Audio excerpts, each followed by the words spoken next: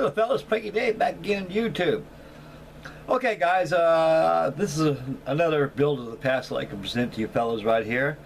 I'm not certain I posted this on my channel or not. I don't know. I really haven't I really haven't gone back and checked what I've got posted on there, folks. I gotta start doing that. I don't want to start making reproductions and more videos of the same thing all the time. So I gotta check that and see what I haven't got posted yet. So I got a lot of models down there, folks, so I can share with everybody here. Okay guys, getting back to the special guest today for my builds of the past. This kit has been released not too long ago. I'll say about 2-3 years ago it was released, and today's standards, it's old, but to me it's new. This model right here I built is by REVELL. It's the REVELL PBO Ventura patrol bomber. A little history on the PBO, fellas. The PBO is a naval descendant of the Lockheed Hudson. Lockheed Hudson started out with the L-14, which is the Electra.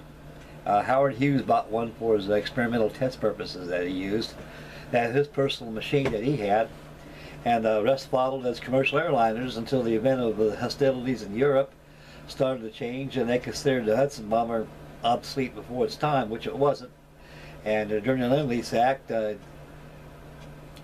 all the L-14s were all taken down to Europe, and Europe took them to England, and England they had Paul Defiant, which is more or less the Bolton Paul Sperry Turk that he used, that he designed, and they got back on the United States on the Lockheed end. The Lockheed actually modified the Electras to Hudson bombers, and they were made by the hundreds, and they were all shipped to England, and they used as coastal command aircraft. And a Hudson bomber is a very wonderful airplane. It's a very a resourceful aircraft. It can be used as an artillery aircraft, a bomber, a leaflet, war propaganda machine. It can be used as reconnaissance duty, and his most favored role was anti-submarine patrol bombers. So that's why the United States of America got the idea, man, these little Hudson bombers ain't as bad as we thought they were. So Lockheed actually bumped heads together, and they decided to remake a new model. They made the Lodestar, and they made the Ventura bomber. The Ventura was actually it's an upper grade cousin of the Lockheed Hudson. It's been a longer fuselage, and the power plant was a lot more improved. And the Bombay area is also more improved too, to carry more bombs and mines, even torpedoes. So the the PBO Ventura was a very versatile machine. The English used them as Mark IV bombers. And believe you me, I think REVELL produced another one, the Ventura Mark IV bomber, which I have one in my stash. I think I made an inbox video of that. A very beautiful kit. Now this kit behind me over here, guys, next to me, my Ventura by REVELL, is a very beautiful kit. And they're very cheap too. You can get them in a hobby shop for 30 bucks. And I saw one the other day down there. I was getting some supplies for my Hawker Hurricane. And I saw it sit there. It was marked down to $34.95, but I could probably get a little more or less on it. So I get sick and tired of seeing it sitting on the shelf. No one's bought it, so I'll go ahead and buy that and make another PBO out of it, or just keep my stashes to marvel at. Anyway, fellas, the Ventura bomber was designated as the PBO, and it was used throughout the Korean War conflict. And after the Korean War conflict, they were actually stricken from the Naval Register, and they were replaced by the P-2V Neptunes, which is known as the Truculent Turtle. And after the Neptunes were phased out, the P-1 Viscount, the Orion, the P-1 Orion, it came to view. A very wonderful turbojet anti-submarine patrol aircraft. I was stationed at Point Magoo Naval Air Station out in California, right up there above by Camarillo, all through there. And they had a VH-6 out there, which is a squadron, a test squadron. They had a bunch of Orions out there. And they had one Willie Victor WV-2, which is the Constellation with the ARSW dome on top and the bottom. I'm talking back in the 1970s when I seen this, but the Connie was the only flyable aircraft used. And that was still in the register of the United States Navy. But I imagine it's a museum piece now somewhere. Anyway, getting back to the Ventura bomber, folks. You guys hang loose right there. We'll take a look at the build and I'll discuss how we go along and finish up with me. Hang loose, boys. Okay, fellas, here she is. This is REVELL's 148 scale PBO Ventura bomber. And this is a very wonderful kit, guys. It goes together like a dream. Filler is very, very minimal. Very, very minimal. The only filler that you really actually need is on the empennage of the horizontal stabilizer. Just a little bit on the fuselage. Not much. Not much. And with a good standing file board, you don't need no filler. And this is a very detailed kit, and has the interior assemblies are very, very detailed. There's a lot of parts inside the fuselage, folks. They can't be seen, but I know it's there. So you know more about this airplane as you build it. I've had this thing since probably about 3 or 4 years ago. I first built this thing. This is the first 148 scale PBO Ventura bomber ever produced in model fashion. I've seen a few vacuum form kits out there, and they're all 1/72 scale, and also Minicraft or Academy made them 1/72 scale, one of them too. But there's a few out there in 1/72 scale range. But guys, when it comes to the 148 scale, this gets the bomb. Okay, guys, discussing the construction of the model. The model is straight out of the box. No added aftermarket parts were added to it. I assembled this airplane to traditional style, using super glues and tube glues and liquid glues, and the paint is used on it was non-specular sea blue with intermediate blue on the sides, feathered out with a little bit of white. And I went back and did some more post shading of the went back over it and a little bit more non-specular sea blue to blend in the whites a little more. But guys, one word of caution: anybody's got this model in their stash, it's a very beautiful kit, but you're going to have a beef with it. But my beef with this is the decals are excellent. They give you this here octopus insignia, which is pretty traditional on the Ventura bombers. And that octopus is a hair puller, a fist slammer, a cusser, and a screamer, and you'll steam and sizzle. It took me almost an hour to put that decal on, because I got news for you fellas. Once you slide that darn decal off the backing right there, wherever it's going to grab, it's there for keeps. And it takes lots of water to be able to conform that decal out and make it like it's supposed to.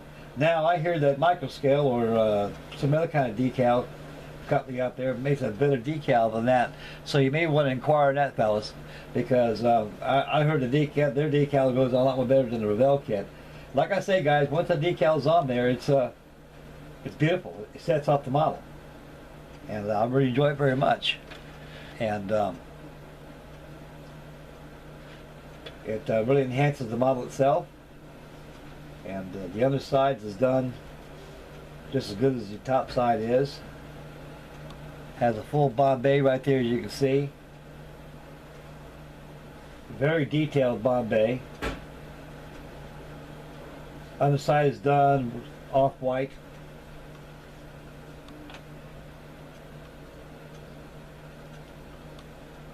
And the PBO, like I say, you can see the Lockheed Hudson if you look very carefully. The Lockheed Hudson, their empennage came out right about this area here. It's very short. And that way the Ventura, which came from the Lodestar, that's when they made it into the bomber. And all in all, guys, this is a good kit. You will not be disappointed when you build this. There's a word of caution about that octopus decal on there, because it's a very, very difficult procedure to follow.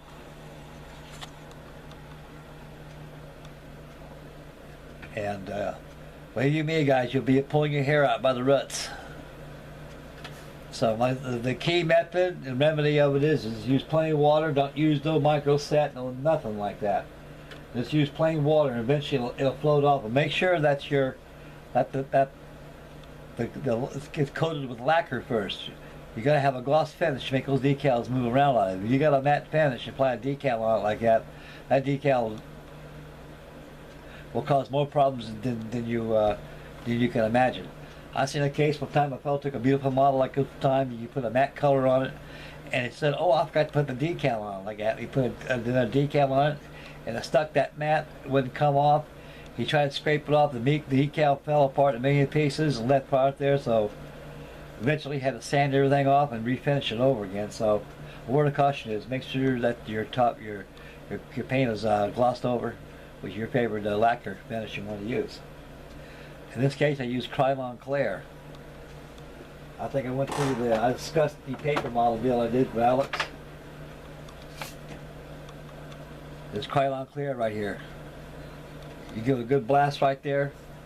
That stuff there works like Johnson's Future. Very good stuff, guys. I highly recommend it. You'll be pleased and you won't be disappointed. It's good for balsam tissue models, overall lacquer finish.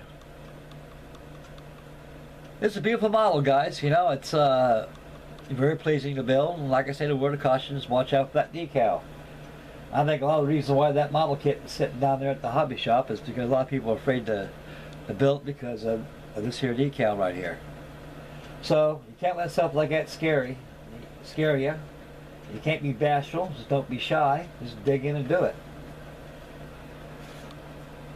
And she's a little dusty, folks, but pretty well covered up. And she stays about as pristine as the day I built her. Okay, we'll zoom out, guys. We'll go back to me, folks. Hang loose there, boys. Okay, guys.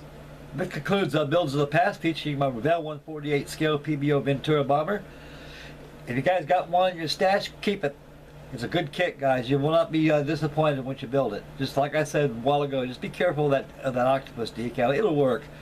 But just make sure that your finished coat is completely lacquered, so it's glossy over. Then once that decal's put on, then you can add your matte wash to it and everything, and you'll be fine.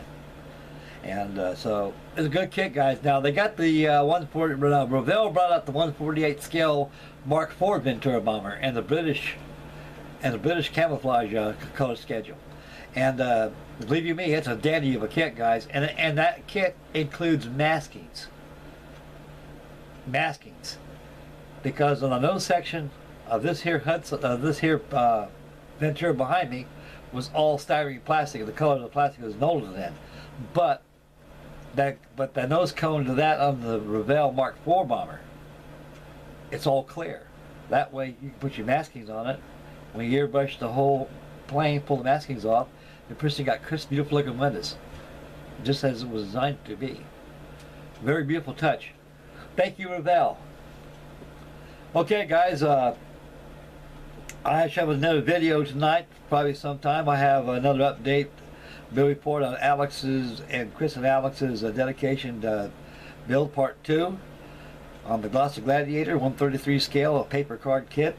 And again, I'd like to thank Chris and Alex for their wonderful, generous hearts to send these beautiful publications across the pond into my wonderful home. And it's got a good home, and I'm building them, and I enjoy them, guys. I really do. So anyway, guys, about the end of this video, I'd like to thank everybody for tuning in. May God bless, and make Mama happy. And we'll catch you guys in the next video. Stay tuned, boys. Bye, man.